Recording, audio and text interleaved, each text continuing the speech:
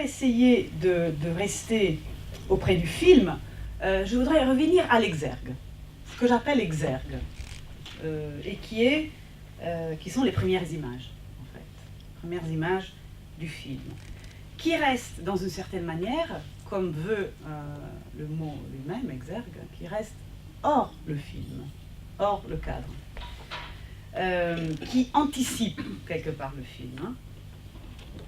Alors, tu présentes une série de photos, tu fais défiler une série de photos d'un jeune couple qui rit, la photo de ta mère qui te fait prendre un bain, la troisième photo c'est la famille qui se recompose, et la quatrième photo c'est la photo qui va revenir plusieurs fois, c'est la photo de la pièce, avant ta naissance, avec déjà cette fenêtre sur le fond, où tu dis « l'acte photographique est une tentative de capter un moment du présent. Le photographe vise celui ou celle qui regardera la photo dans l'avenir. » Donc, un exergue, dans le vrai sens du terme, si on pense à l'étymologie, hein, exergum latin, qui vient du grec ex ergon, donc hors le cadre, on pourrait dire. Et il faut penser que dans la numismatique, l'exergue, c'est le petit espace dans la partie inférieure de la médaille ou de la monnaie qui porte en soi l'inscription d'une date, d'une devise, d'une signature, etc. Et qui reste externe par rapport à la médaille ou la monnaie. Donc l'exergue qui annonce, qui promet quelque part, qui promet quoi? Il promet le fait que le film parlera de la mémoire. C'est ça ton sujet. Et que le film se construira à partir de la mémoire, à partir d'un certain matériau psychique qui est celui de ta vie, de ton autobiographie. Mais une autobiographie restituée justement par image, par photo, quelques photos qui sont tirées de la mémoire de ta vie et qui introduisent au film à partir de cette partie extérieure, ce dehors. Mais justement cet exergue, ce hors cadre, comme ce petit espace en bas des monnaies et des médailles, fait plus que cela, que être un hors cadre. Ce serait ça un peu ma suggestion. Car il semble, en fait, tout au long du film, se réinscrire sans cesse dans le film lui-même. Ces photos-là, les photos de ta vie, ne font que traverser tout le temps les images du film.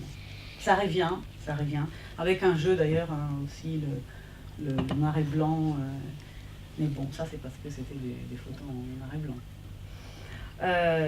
Donc en fait, ces images-là portent le film, je dirais. En tout cas, elles se laissent transporter dans le film et par le film. Donc un exergue, mais je vais reprendre ça peut-être tout à l'heure, un exergue qui n'est pas externe au film, qui est externe au film et en même temps se réinscrit sans cesse en traversant son intériorité la plus intime. Après cet exergue qui dure plus ou moins 3 minutes, quelque chose comme ça, peut-être un peu moins, il y a le titre du film, une sorte de générique essentiel. C'est pas vraiment un générique, c'est un titre avec ton nom. Et le film commence. Et le film commence par des images, et là c'est le deuxième effet qui m'a vraiment frappé, par les images qui sont les images filmées d'un train, les images d'une ville en fait qui défile, et les images défilent d'un point de vue interne au train. On est dans le train et on regarde la ville défiler. La caméra enregistre, reflète ce mouvement qui nous accompagne dans le film. Or, ce qui est intéressant ici, c'est que le train dans lequel nous sommes et depuis lequel on regarde, au fond, le train qui nous conduit vers le film, le train qui nous accompagne dans le film, eh bien c'est le train d'un autre film. en fait. Montrer à l'envers. Exactement. On rentre dans les images du film par les images d'un autre film. Alors, on sait que la ville qu'on voit défiler, c'est la ville de Tel Aviv, parce que tu le dis. Moi, au début, j'avais pensé, avant que Tova arrive, j'avais pensé à Paris, en sortant de Montparnasse, mais non. Il y a des inscriptions en hébreu sur les bâtiments, donc j'ai compris que c'était pas Paris. Mais c'est la ville de Tel Aviv qui défile, et Nourit le dit, c'est Tel Aviv. Elle dit, je pars de Tel Aviv. Je pars de Tel Aviv. Et nous explique, avec cette voix qui accompagne les images, que ces images appartiennent à notre film. Que c'est les dernières images, en fait, de langue sacrée, langue parlée, qui se terminent avec ces plans, les plans du train qui rentrent dans la ville. Et tu ajoutes que ces images-là, en fait, tout les déroule à l'envers. Je pars de Tel Aviv, mon film, langue sacrée, langue parlée, se termine avec ces plans du train qui rentrent dans la ville. Là, je déroule les plans à l'envers. Je le dis tout de suite. Le film commence avec ces images du dernier film. Donc, non seulement ce train dans lequel nous sommes et depuis lequel on regarde, ce train qui nous conduit, qui nous accompagne dans le film, c'est le train d'un autre film. Et non seulement, donc, on rentre dans les images par les images d'un autre film, mais ces images-là sont renversées, en fait, et sont montées à l'envers, comme tu dis. Donc, défilement d'images, défilement qui annonce et qui appelle ce dont il sera question, c'est-à-dire la mémoire, parce que c'est un film sur la mémoire. Je ne sais pas, ça me plairait de te demander, mais c'est pas important de te demander, en fait. C'est pas important ce que tu as calculé, si je peux me permettre. Finalement, c'est le film qui parle. Oui, je pense que c'est un film sur la mémoire, mais on pourrait en discuter de toute façon. Ce défilement, justement, se montre, se confesse même comme son propre revers, si on peut dire. Et cela, cette figure du revers, va résonner avec le film. Car ce revers, cette espèce de doublure que tu annonces dès le début, constituera, à mon avis, mais je répète, on pourra en discuter, la figure du film. Une figure qui revient et qui se déplace sans cesse dans d'autres figures, qui se transforment aussi dans d'autres figures. C'est la figure du passage, c'est la figure d'un transformateur, si on peut dire, d'un convertisseur, qui, en fait, qui permet de donner support à plusieurs changes, dans le sens d'un aiguillage, pour reprendre la question du train. J'y tiens au train, et je vais continuer. Dans le sens d'un échangeur aussi. Donc c'est la figure du train, cette figure de la conversion, de la mutation, de l'altération, qui revient tout le temps. Et je crois, que le film est organisé autour de cette figure du passage, de renversement, de conversion. Il y a des passages incessants de modification d'état sans cesse. Et je répète, cette figure de revers, de la doublure, elle prend plusieurs formes. Alors, elle est incarnée d'abord par le train, mais le train revient sans cesse, parce que beaucoup d'images sont prises à partir d'un train. Train qui est, on pourrait le dire, c'est même trop facile à dire, c'est le dispositif de déroulement qu'on pourrait définir comme le cinéma lui-même, évidemment. Donc, c'est pour ça que je tiens à... Bien sûr, il y a un discours qui se présente, c'est un film qui parle beaucoup, mais c'est un film aussi... C'est du cinéma, et ça, il ne faut pas l'oublier. Donc voilà, ce train qui se transforme dans toutes sortes de figures portées, du transport, du transfert, du déplacement, de substitution, etc. Alors, la première, l'une des premières, en tout cas la plus importante, la plus évidente, de ces conversions, de ces traductions, je pourrais dire, c'est celle qui concerne la langue, évidemment. Partout dans le film, il est question du passage d'une langue à l'autre. Évidemment, Oui, Ça me fait picoter. ça te picote, voilà. C'est vrai, hein. Et ça, c'est pas nouveau, c'est un thème que tu travailles depuis toujours. Alors, évidemment, partout dans le film, il est question de cette conversion qui concerne la langue. Je pense au chapitre sur le bilinguisme, je l'appelle chapitre, mais c'est un chapitre. Où il s'agit de questionner la question de comment apprendre deux langues à la fois, comment basculer de l'une à l'autre. Et puis je pense aussi aux 3 différentes langues qui sont engagées dans les entretiens. Au moins 3, moi je pense, au hébreu, italien et français. Mais évidemment, je pense aussi et surtout... Pas d'anglais. Pas d'anglais, oui. J'ai vu. Vous voulez tous parler anglais. Parler de neurobiologie et traiter l'anglais, tu aurais été... La critique aurait été... Bon, bref. Mais je pense évidemment aussi et surtout à ton bilinguisme et au passage du français par lequel tu commences à l'hébreu. Qui se joue évidemment dans le passage quand tu commences à parler quand tu commences à mettre en représentation le discours scientifique, là tu commences à parler en hébreu. C'est la première fois que tu t'adresses au premier savant. Juste une fois. Tu l'introduis et voilà. Et lui dit que la mémoire, c'est pas des images. Exactement. Mais sur cette question de la langue, le train revient. Parce qu'à un moment, je l'ai vu plusieurs fois ton film, et j'ai perçu cette... j'ai mis un moment à l'isoler, cette phrase. Mais toi, tu dis, je pense que c'est tout de suite avant le chapitre sur le bilinguisme. On entend ta voix. Aujourd'hui, j'habite en train, entre Tel Aviv et Paris. En train, tu dis comme ça, alors peut-être c'est moi qui est complètement... Tu sais bien que... Tu habites j'habite en train. Entre. Ah, entre. Tu vois, bon, bref. C'est bien que c'est une italienne.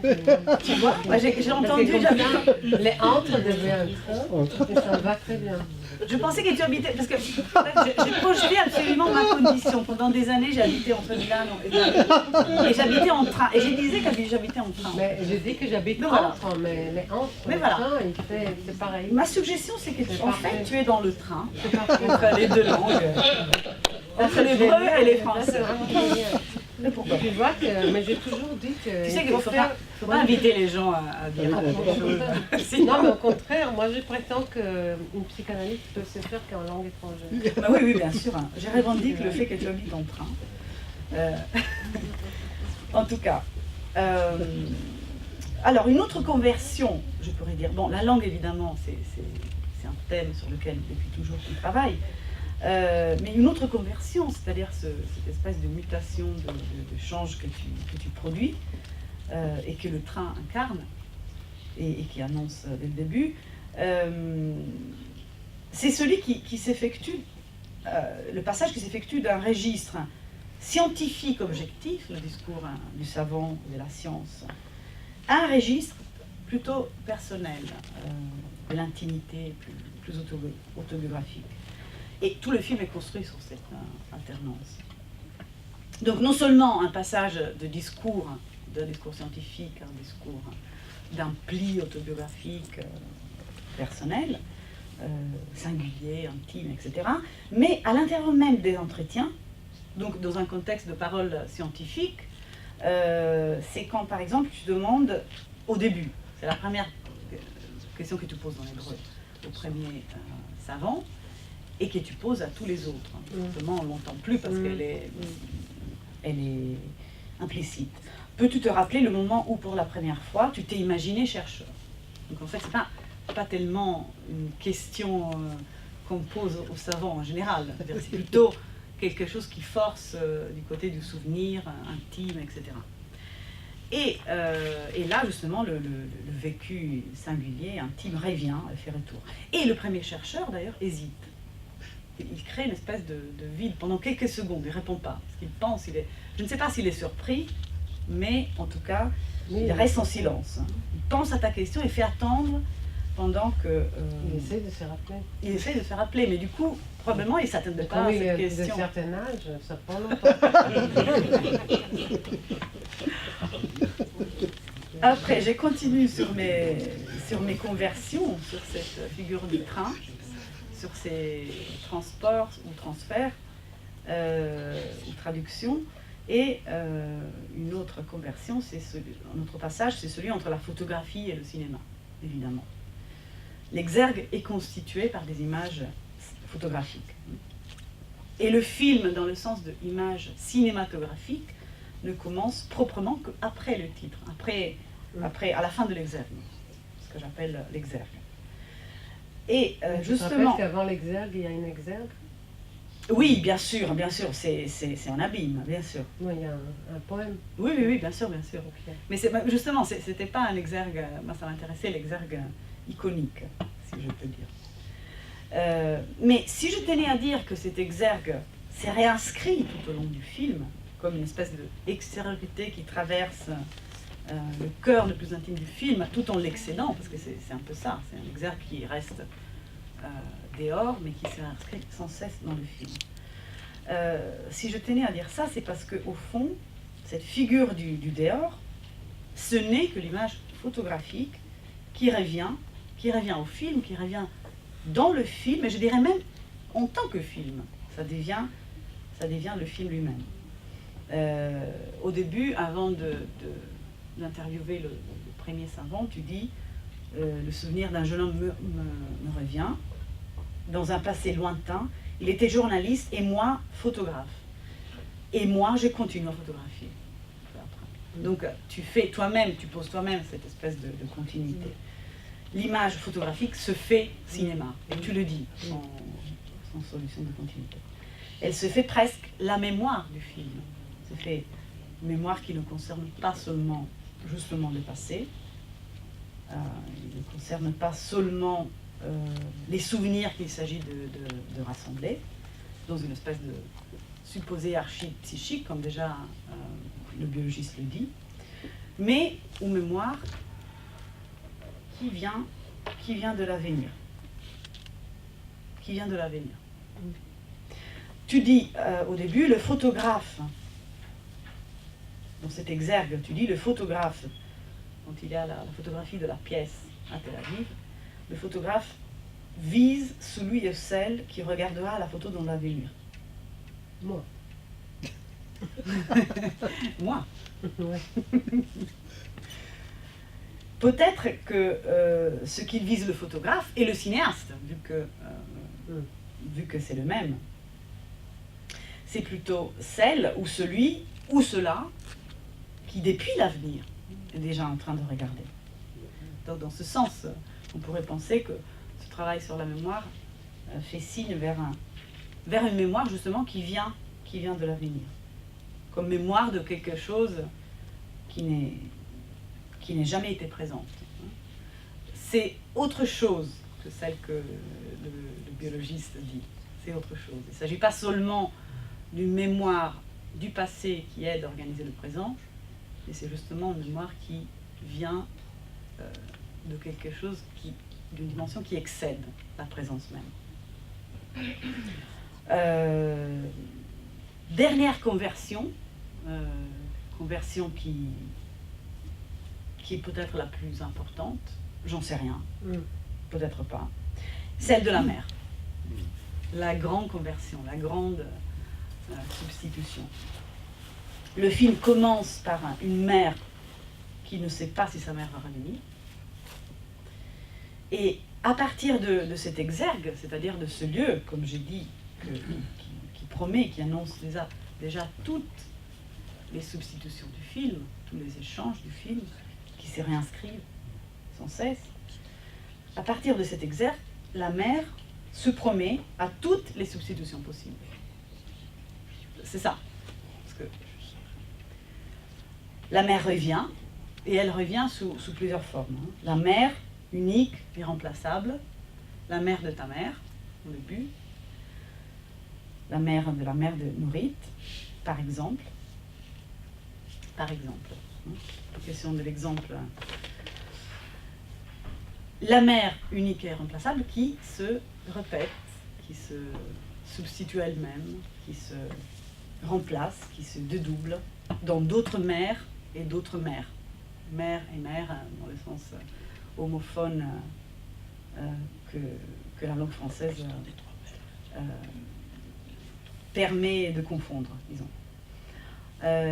Donc la mère, on pourrait dire, les trois mères que tu voyais dans cette espèce de topologie paradoxale de ton rêve, la mère forte, la mère idéale, inatteignable, et la mère morte.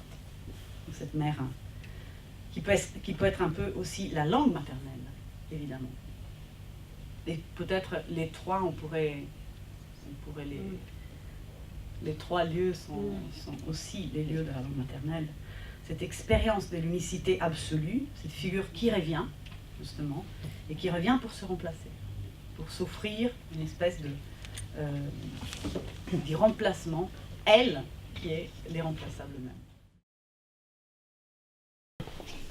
C'est pas une question, c'est une impression très, très générale, très comme ça, en masse. Je trouve que tu as pris un risque magnifique. J'adore ce film. Tu as pris un risque extraordinaire qui est d'ailleurs un risque qui a quelque chose à voir avec ce qui se passe d'une langue à l'autre dans la traduction. C'est-à-dire tu as fait un pont entre des choses qui sont très difficiles à mettre ensemble. Alors, disons que chacun a son cerveau, mais que tout le monde a un cerveau, ou bien chacun a sa maman, et que tout le monde a une maman. Donc il y a cette dimension de l'extrême généralité, tout le monde a une maman, tout le monde a un cerveau, tout le monde a de la mémoire, et tu prends le risque de donner la parole à des gens qui en parlent de façon d'ailleurs magnifique, hein, tous. Mais c'est le savoir qu'on partage, c'est le savoir universel.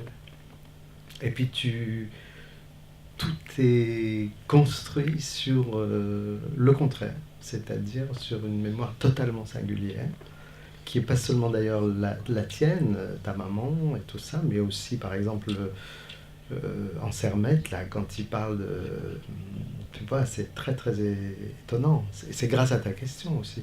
Mais disons qu'il y a ces deux dimensions de l'extrême singularité qui fait presque relation avec quelque chose dans la littérature contemporaine. D'ailleurs, j'ai vu que tu remercies Christiane Véchambre, qui est une écrivaine pas très connue, mais bon, voilà, ça m'intéresse de savoir pourquoi.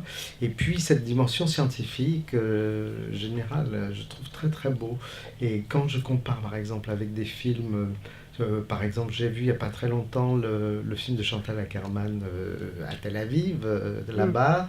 J'ai vu le journal de Perlov à Tel Aviv aussi.